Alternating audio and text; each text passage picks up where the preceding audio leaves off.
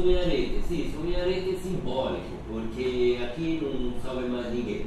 Na verdade, é do chão que se chama, e é mais por uma simbologia islâmica que resta, que fica, que sobra.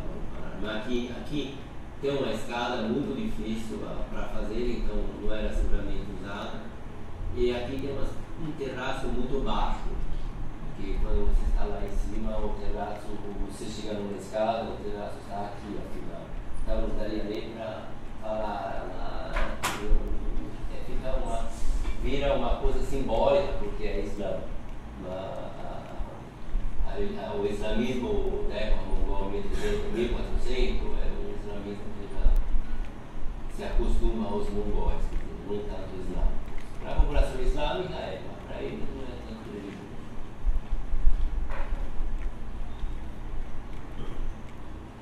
Essas aqui são as muqarnas, que a Ali já falou já desde o início da decoração, da parte de arquitetura árabe. Era um modo de, falamos vez passada, de croquismo, um modo de construir um elemento no meio entre os dois ângulos que possa sustentar uma cúpula, que se ajuda uma força. Então, a um certo ponto, però, elas viram decorativas, porque os arcos já são arcos, não são de tijolinho, elas são de pedra, são estruturais, são arcos, ou arcos de estrutura, não são arcos sustentados para essas muqarnas. Essas muqarnas são basicamente decorativas. Agora, no início eram feitas de pedra, depois foram feitas de estupe e muitas vezes até de madeira. Depois pintada em cima.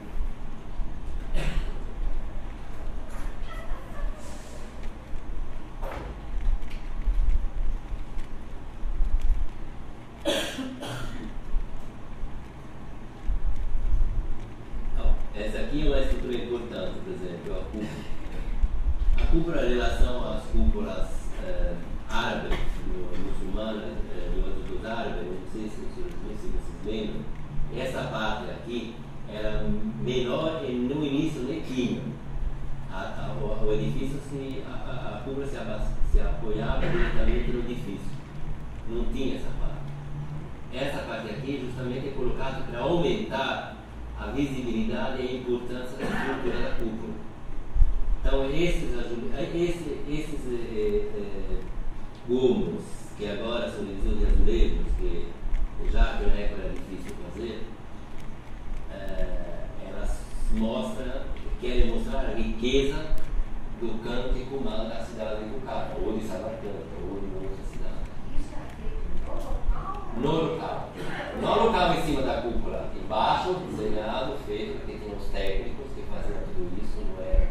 E depois levado lá para cima e colocado um por um lá em cima. Demorava um ano só também. Mas isso quer dizer que a tecnologia, mesmo naquela época, existia. Não era só tecnologia de guerra, era tecnologia de refinar as suas posições na frente do mundo árabe e ocidental. Então, esses aqui são gomos. Alguém fala que são gomos que representam, um escritor fala que são gomos que representam as cúpulas do céu, a voz celeste, são cúpulas celestes. Mandarim aqui na. Sem dúvidas. Essa aqui é a entrada de uma escola dessa época. Você vê que a base agora é de pedra, não é mais tijolo, é pedra. E aqui é um tijolinho decorativo, os arcos autossustentáveis, não tem mais as muqarnas estruturais. E tem uma grande decoração em cima. A estrutura arquitetônica é muito simples, mas a riqueza a riqueza dessa estrutura arquitetônica simples é a decoração. Né? A decoração. Agora tem uma coisa que eu a decoração. Você tem uma decoração assim, desse tipo assim, floreal, que é de um segundo período, um período mongol quase persa, 1400 por aí. Tem uma decoração desse tipo aqui, que é uma decoração geométrica, que já se o Sejuca apresentava uma decoração de tijolinho, os primeiros construtores desse prédio apresentam uma decoração Sejuca de azulejo, porque já ela avançou a tecnologia do azulejo. Essa parte aqui, seguramente é posterior. E essa parte aqui, ela é mais geométrica do mesmo período que essa aqui. Então, moria um camório, outro vem, outro reforma, é tudo não tem mais uma arquitetura específica de uma tipo Sejuca, de uma corporação turca otomana. É uma arquitetura, uma decoração misturada e complexa.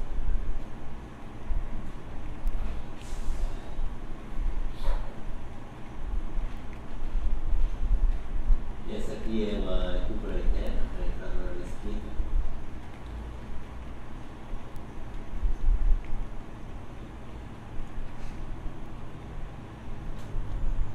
Essa aqui é importante. Aquela foto que eu mostrei ontem lá longe, se via 3 mesquitas, uma atrás de uma na frente do outro, que é a Praça do Registão, que é famosíssima a Praça do Registão, porque você tem 3 mesquitas construídas em 3 épocas diferentes. Mas o que é interessante é essa figura aqui. Essa figura aqui. Essa figura aqui que tem um tigre com uma figura humana e um raio solar em volta. Então, o tigre era representante do Khan. O Khan é o chefe. Depois os turcos se chama Uzbek, Beg, Bey. O otomano chamava de Bey. Mas afinal, tudo vem desse Khan. A língua turca também é misturada. Mas esse aqui é o grande poder do Khan, que era apresentado nas mesquitas também, no mausoléu e tudo que é por isso que ele tem uma presença religiosa e política ao mesmo tempo. Esse aqui é o sol de Zoroastro. Por quê? Porque os mongóis, como eu falei antes, nunca esqueceram o zoroastrismo, o xamanismo, o animismo. Então, hoje no Uzbequistão tem uma festa que é justamente uma festa nacional para reconhecer o zoroastrismo. Essas são as mucarnas decorativas. E esse é o Registão. Então, você tem aqui uma mesquita aqui, uma escola madrasa aqui e outra mesquita aqui. As torres aqui seriam minaretes, mas não são mais minaretes. São só decorativos. E aqui essa madrasa será a melhor madrasa construída na época para Merdão. A cúpula clássica que é na base circular. E aqui é a decoração dessa grande riqueza, desses grandes monumentos. Sim, essa decoração seria uma praça comum que já tinha na época turca antes. Se a gente lembra também como está no Caio, lembra da parte dos monumentos que são de descendência turca? A gente pega também de característica, lembra dos tambores daquelas cúpulas, que são decorados. No primeiro momento, o tambor, você tem um tambor alto, alongado, nessa cúpula lisa. No segundo momento, a segunda parte dos panelucos, que são os cúpulas.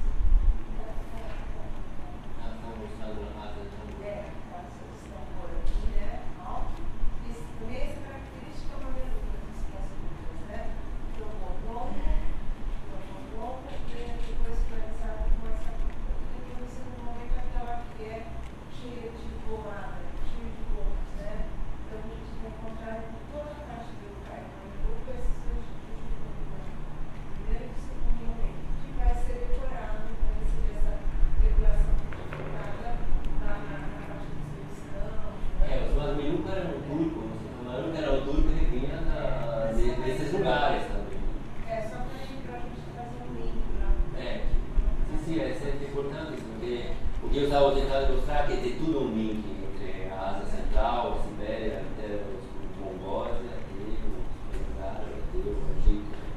Essa linha tem, não parece, porque a decoração talvez esconde alguma coisa ou aparece mais na estrutura, a linha tem.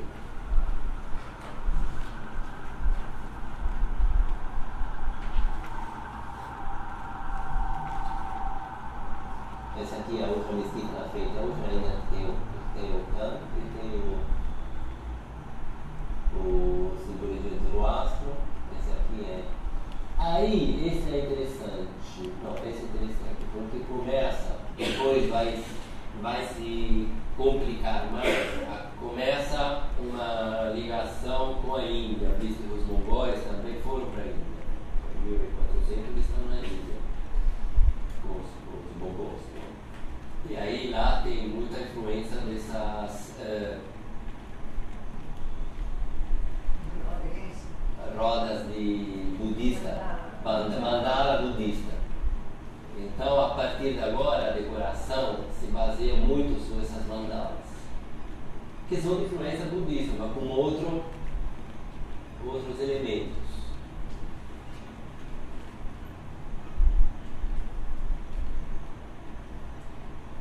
Esse aqui é o Mirab. É Mirab, onde é a direção da mão. Onde é a direção da Meca, esse é ouro, sim. Esse é ouro.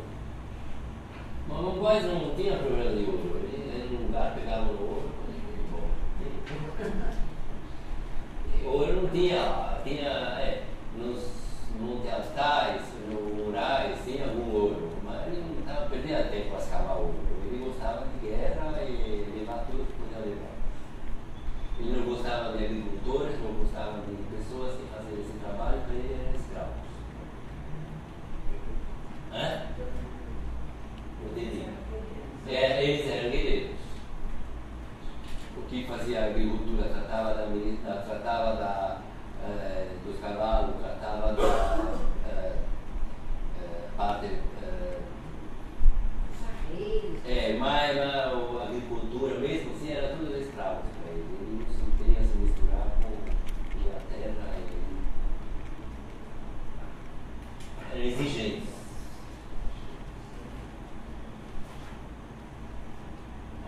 Essa outra mandala, que agora começa a aparecer em todas as construções, já está no 1000 e seguramente no 1400, quando os mongóis foram para China. Na Índia, Índia. Ficaram com um elemento budista lá.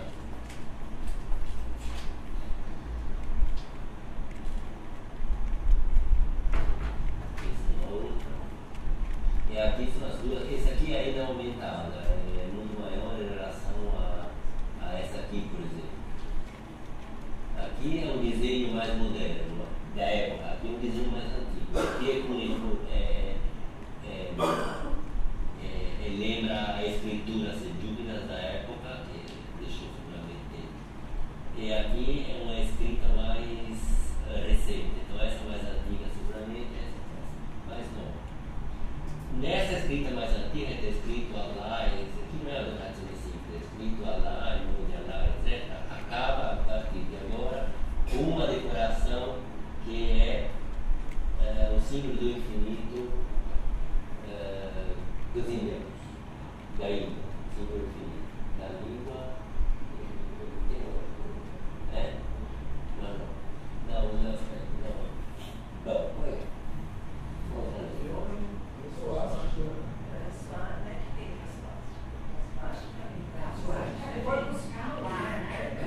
Não é as básicas, calma, pessoal. Essa aqui é o símbolo do infinito do mundo budista, depois foi budista, e que antes era. Pode ser mais complicado ainda. Algumas vezes eles faziam mais. Mas esse é o início é o infinito do hindu. Do hindu e do budismo. Todas as corporações têm o infinito. Parece justamente dos arianos, que é a primeira população que se transferiu do norte da Sibéria guerra do norte preocupou a Índia, os arianos. O fato de os alemães queriam ser arianos é porque queriam ser a origem do mundo, né? do mundo conhecido, das populações conhecidas. Os primeiros eram arianos, pelo menos os estudos. Não mesmo, do genoma, genética, né? Do cavalo de força, aquele livro a vez passada falei, era interessante, ficava utilizado a arqueogenética. Ele fala da estrutura pelo gene, genoma, a estrutura de toda a derivação da população mundial.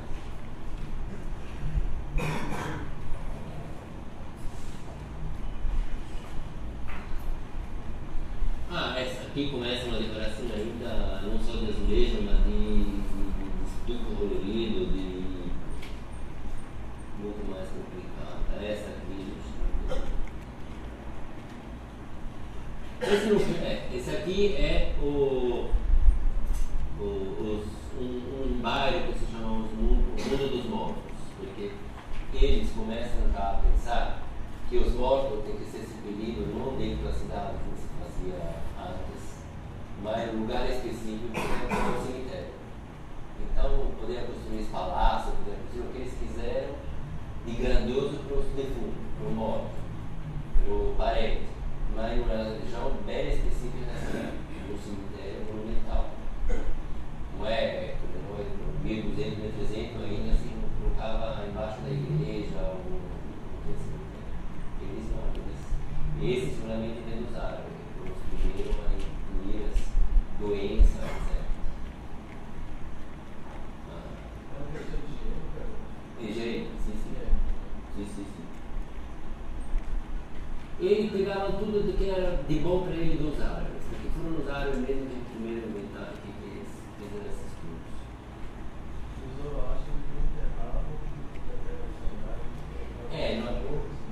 Zoroastro colocava na torre.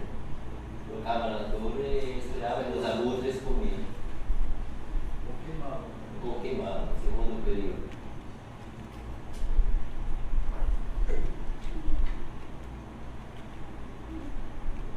Que isso não mandava, quer dizer, a mandala,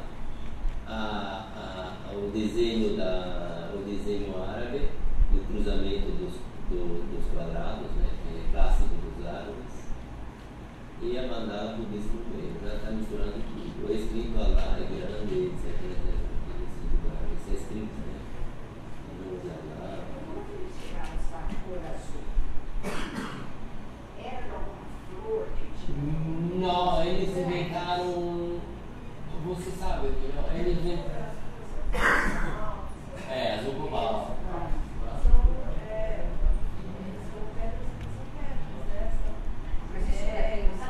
Não, esse aqui é cozido. É pintado e cozido, como fazem as azulejas de hoje. É tudo azul porque tem um período azul que eles encontraram justamente o grau.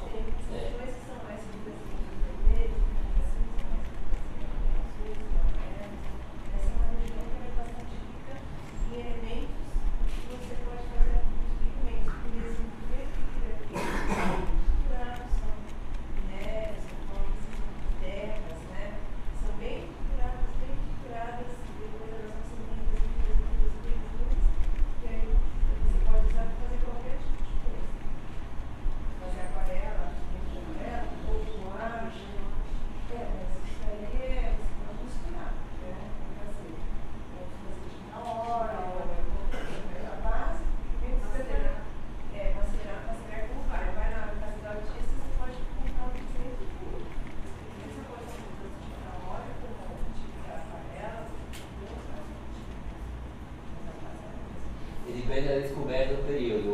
O período era azul, que é tudo azul, que é cobalto, e o outro período era verde, que as cúpulas eram todas cobertas de verde. Mas esse verde é mais na região de Damasco e do Oriente Médio. Esse aqui é a cidade dos mortos. Vocês veem que não são só cúpulas com um mausoléu, mas são um palácio, coisas grandes.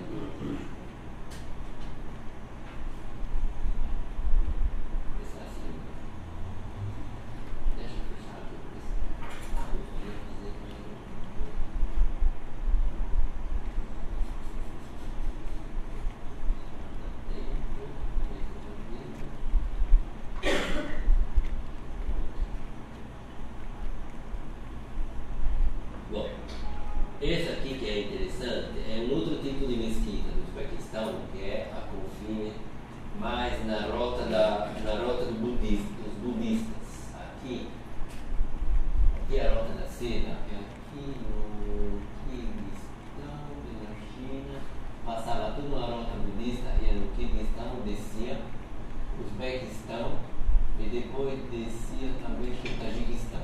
Quer dizer, o budismo não chegou muito para cá, mas ficou nessa região aqui, Uzbequistão, Afeganistão, essa região aqui, era tudo influência budista, os budistas chegavam da China do Tibete. Atualmente isso foi dominado pela União Soviética. Sim. Nesse período da União Soviética, eles fizeram uma ação contra essa religião, contra essa estrutura, toda não, ou está preservado? Não, a estrutura arquitetônica, vamos ver, a estrutura de Coesta, que é turística, foi conservada. A estrutura cultural, a estrutura de religião específica, que estava no meio da cidade, que aí foi destruído, porque Mas não destruiu a mesquita. foram destruídas muitas coisas, sobretudo na cidade. Na cidade era o centro da cultura, não era o russo, a população, o povo que chegava naquela época queríamos que tivesse o seu marco, e o marco era ateísmo russo. Então, o pessoal ainda hoje, ele é muito mais, vamos dizer, ateu, não sei, muito mais ateu que islâmico nessas regiões. São mais os velhos que vão na mesquita, mas todos esses são em volta da região da cidade moderna. Cidade moderna você não tem um elemento religioso, uma raça, uma mesquita, no meio, é tudo fora. Quem quer rezar, vai fora, porque o centro é turístico. É turismo porque tem malas, foram restauradas, depois algumas mesquitas, assim, mas não pode professar, não pode atividade religiosa. Mas por que não pode, professor? Porque é dominado pela União Soviética. Porque foi dominada pela União Soviética. E a União Soviética era do tempo. Não é que me escandalizo, mas estou falando. Cada povo é povo. O conquistador é conquistador. Não era só os mongóis. Então, essa aqui, a influência dessa mesquita aqui é super interessante. Primeiro, é construída toda de madeira. É madeira daquela árvore que tem quase 1000 anos. É sério? Igual? Não, parece que não cabe. O que se encontra que fala que é morro. O árvore se chama morro.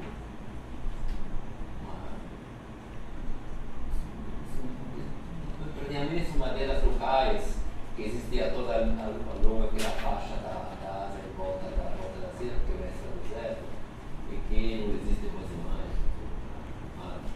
Esse capitão é madeira também? É tudo madeira e aí tem estuque, o brilhantinho são colados, sabe? Ele é apresentado como um estuque, mas são colados, como é aqui embaixo dessa aqui é tudo madeira, mas em cima da madeira tem estuque, uma coisa mais desenhada. E é que essa aqui é influência chinesa, seguramente no tempo. Essa mesquita aqui, por exemplo, você tinha o Muezzin que comandava, quer dizer, a mesquita, mas era, na verdade, um Buda, como se fosse um Buda que sentava lá. A influência é essa, o Buda estava lá, toda a estrutura de madeira. A coluna de madeira da árvore, a árvore mesmo, o tronco da árvore é apoiado em cima de pedras. Então, num certo ponto, a religião islâmica na Ásia, ela se adaptou a várias coisas, se adaptou à influência chinesa, budista, se adaptou a aceitar uma parte do zoroastrismo.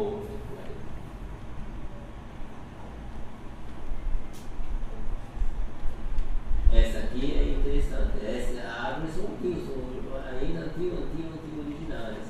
Depois foram colocadas aqui, você vê que é construída aqui de tijolinho, estilo antigo, estilo 1030, 1100, quando se julga, não é que se julga era aqui. Mas estou falando Seljuk porque era o estilo.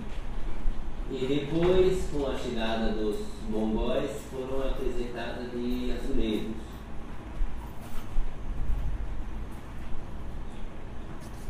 Um azulejo mais antigo, mais geométrico, menos geométrico, escrita árabe mais persa.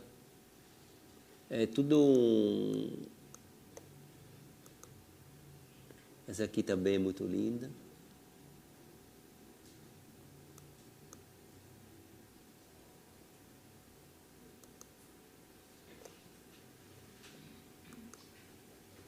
E eu queria mostrar uma outra coisa.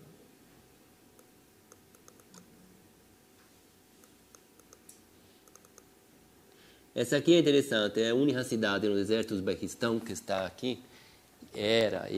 Que é o Uzbequistão, Khiva, aqui, no confim com o Turcomenistão. Aqui acaba a estrada e aqui tem um percurso da Rota da Seda, um segundo percurso que passava por este mar Cáspio e passava, na verdade, esse aqui mais para o lado da Rússia, aqui subia e passava mais no norte da Europa, Alemanha, esses lugares aqui. E aí, como é na cidade do deserto, ainda está protegida como monumento turístico, e tudo esse aqui é construído, como era construído antigamente, hoje protegido porque tem técnica, era construído em tijolo de areia, adobe. Esse aqui é interessante porque esse aqui é um minarete. Minarete da época mongol, essa não é, mas essa é a época mongol, ou Ulugh-Beg. Em uma região mais desértica, em uma região mais seca, mais desértica mesmo, onde é mais difícil trazer material, azulejo, qualidade, etc. Mas esse aqui é especial. Então, é na verdade um minarete. O muezzin passava da mesquita por esse corredor para um minarete, e aí chegava aqui em cima. Esse aqui é meio oco, ele não está fechado, mas tudo aberto assim, a escada vira em volta, chega aqui em cima, e aí estava chamando o pessoal para a reza. Mas essa aqui é uma construção específica, única. Aí parece que nessa época, segundo alguns autores, ou pessoa também que quando lá explica, que esse percurso do muezzin, na verdade, não era percurso do muezzin, era além desse percurso do muezzin, porque os minaretes são essas aqui, né? Os minaretes eram mesmo essas aqui que foram sintetizados em duas torres. Era mais a rota de segurança do Khan, do chefe, do imperador, que comandava a cidade.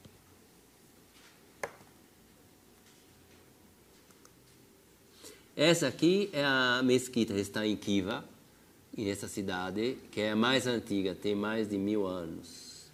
E aí, todos esses é interessante, porque todos dessas colunas de madeira são todas trabalhadas, não é como aquela que era lisa, da mesquita influência chinesa, elas são todas trabalhadas. E como era uma cidade de deserto,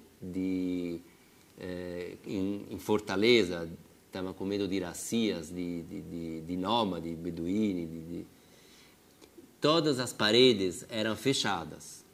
Era um lugar fechado, era uma mesquita, um lugar fechado, todas as paredes, tinha só uma entrada, não tinha janelas, e a única luz, o ar, vinha aqui desse teto, da parte central do telhado.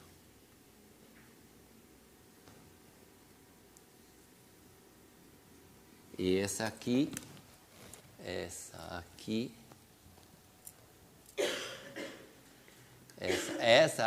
era onde faziam abluções para se lavar antes da reza. Como era uma fortaleza, era fortificado, era tudo dentro, não era fora, como nas mesquitas clássicas. Então, o fato de se lavar, de se purificar antes da reza é dentro da mesquita, nesse caso.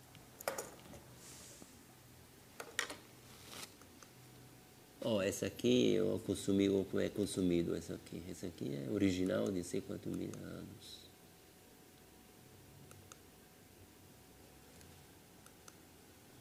Bom, acabou o Uzbequistão. Agora, ou vamos para Irã.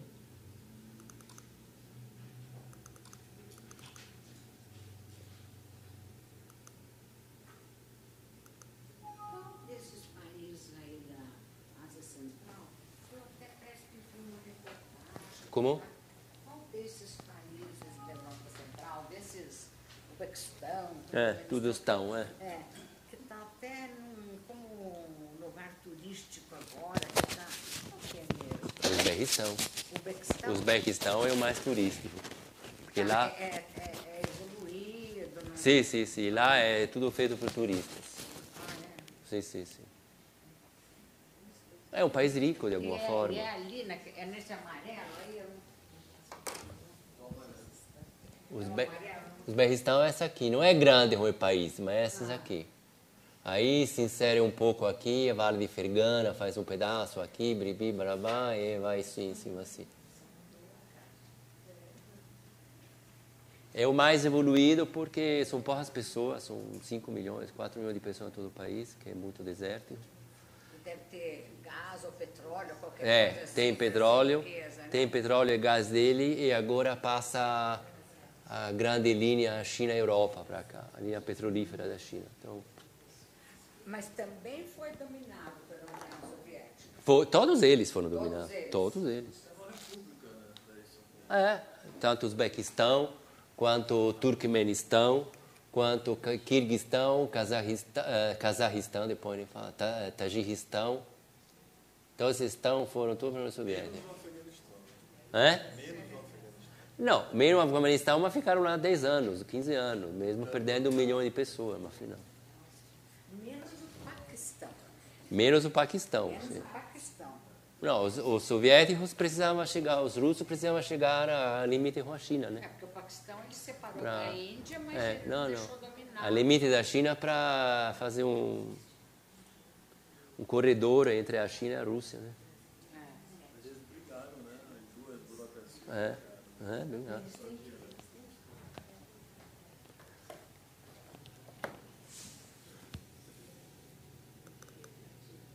Bom, mas o Irã começa assim. O Irã também é um território muito, muito interessante. Não é exatamente o que a gente acha que é. É mais interessante, é tudo isso o Irã, né? Que é uma antiga Pérsia, tudo isso o Irã. Dos Darios, dos Xerxes, na parte Isso, Xerxes, Dário, é tudo lá.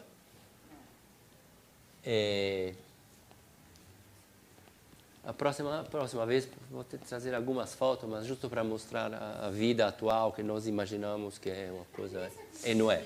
Essa vestimenta feminina fechada, ela... Tipo essa. Se o Islã era tão, vamos dizer, aberto, entre aspas, porque ele acolhia, ele invadia, mas ele acolhia, ele não brigava com as religiões. Por que essa vestimenta que cobre a mulher? Da onde surgiu isso? Essa obrigação, né, de se proteger? Do que eu sei, que não está nem escrito no Corão que a mulher tem que ser escrito, que a mulher tem que ser discreta. Porque a população, no momento que chegar, quando chegar, foi escrito o Corão,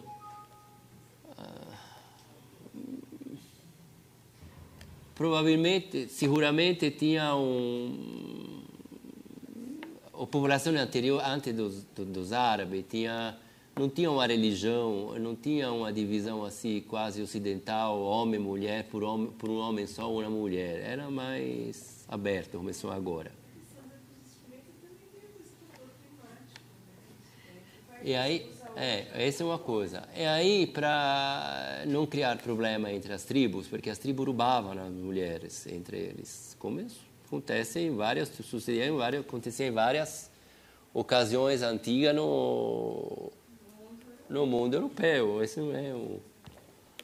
Aí, para apaciguar as tribos entre elas decidiram que um elemento devia ser uma mulher, para não ser roubada ou para não criar problema entre as tribos, a mulher deve ser coberta. Mas não está escrito isso no Corão. No Corão está escrito que ela tem que estar discreta. Agora, depende das populações, de como lê o Corão. Porque, por exemplo, a Síria era um país que era muito aberto, não precisava desse. A Arábia Saudita até hoje precisa da burca. Mas depende dos países.